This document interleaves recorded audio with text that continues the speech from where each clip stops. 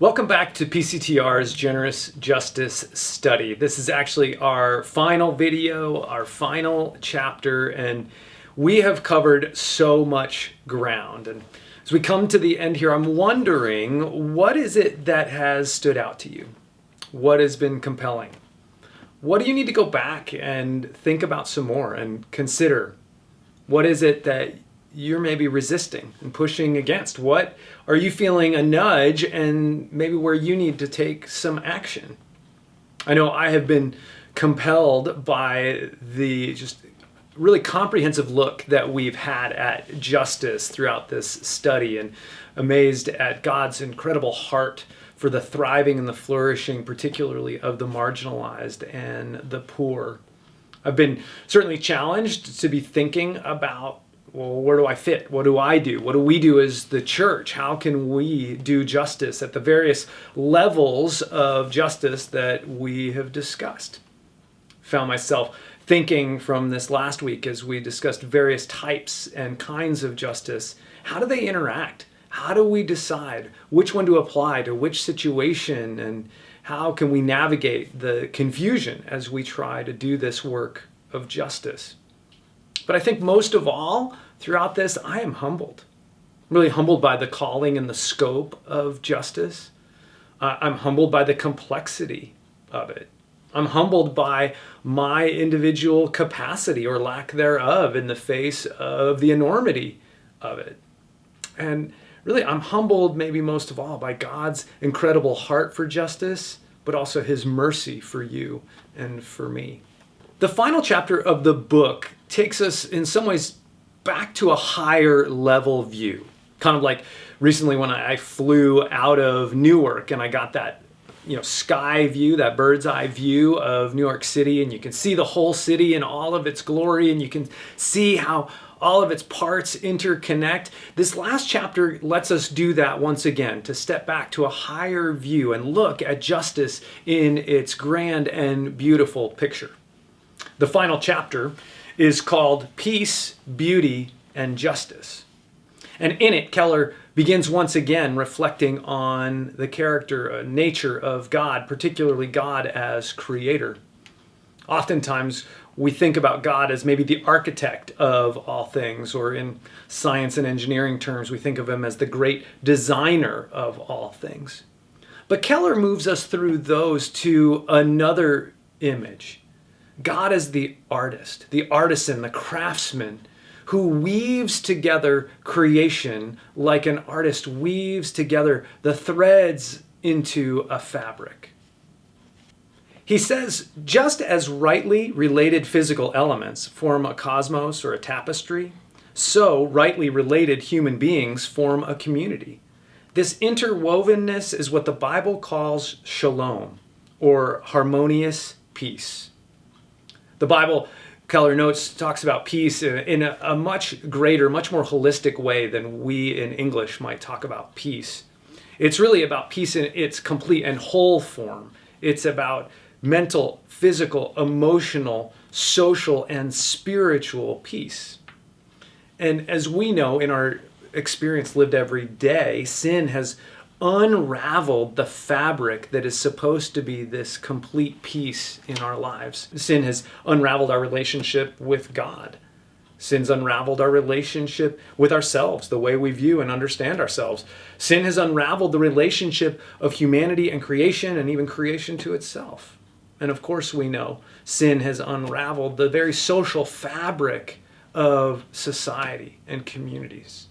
In that unraveling, we get crime, we get family breakdown, we get poverty, we get unjust practices that continue to perpetuate the brokenness and the injustice, the marginalization, and the oppression of so many people. And so, getting back to the big picture, Keller notes that doing justice means going to the places where the fabric of shalom has broken down, where the weaker members of societies are falling through the fabric, and then to repair it. I think this is a really helpful and good metaphor that Keller has given us. But what really struck me was what he said next. He said, the only way to reweave and strengthen the fabric is by weaving yourself into it.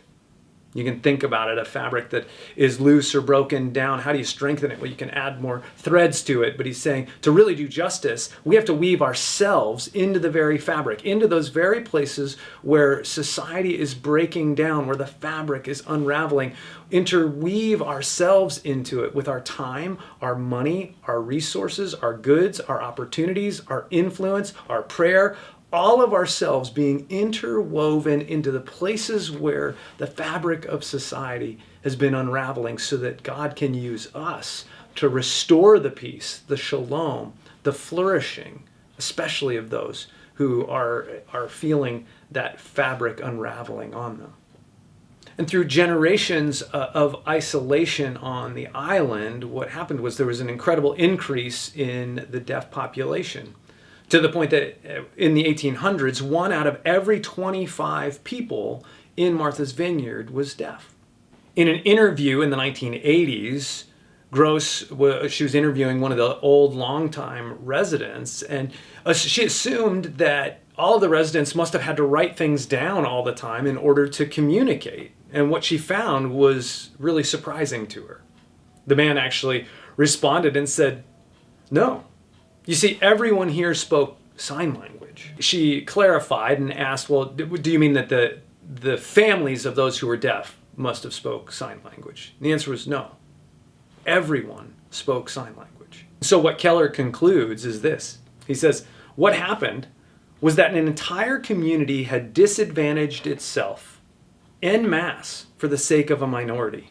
Instead of making the non-hearing minority learn to read lips, the whole hearing majority learned signing. Can you imagine that? That commitment, that willingness to sacrifice. Can you imagine that the majority would put aside their own comfort, their own advantage for the sake of those who would otherwise be at a disadvantage? That's a picture of shalom. This incredible reconciliation across what could have been a massive divide, the complete unraveling of society for some. But the shalom of the community was restored. It was woven once again because the majority was willing to sacrifice for the minority. That's beautiful. And beauty is the other great theme of this closing chapter of Keller's. He talks about how beauty impacts us, how it moves us and inspires us, how it changes us, and specifically how beauty can change our hearts toward the outcast and the marginalized and the outsider. One of Keller's mentors was the pastor Jonathan Edwards, who pastored in New England in the 1700s. Edwards taught that if through an experience of God's grace you come to find God beautiful, then you won't serve the poor because you want to think well of yourself, or because you think it'll give you a good reputation, or because it'll be good for your business, or even because it will pay off for your family in making a better city to live in. Instead, he says you'll do it because serving the poor honors and pleases God. And honoring and pleasing God becomes the delight of our hearts, of our souls, as an end in and of itself. So when we experience God's grace and we see Him as beautiful, it changes us. It changes our motivations. It changes our values. It changes our priorities. And sometimes we get to see the beauty of God. We see it in creation, don't we? When sometimes we'll stand at the shore and we are humbled by the incredible power of God we see on display as the waves crash on the shore, or we are in awe that this same God that made and controls the oceans also loves and cares for us. But where we see the beauty of God most clearly is in Jesus Christ. Is there anything more beautiful than self-sacrificial love? Think about the greatest stories you've ever heard, the ones that have been true, or even the ones that are fictional and are in movies. These incredible stories where the hero, the heroine, sacrifices themselves for the sake of the other. Are these not the ones that stir our hearts, inspire us, and move us?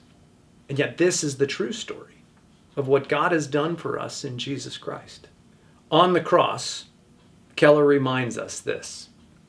That on the cross we see how far God was willing to identify with the oppressed of the world, and he was doing it for all of us.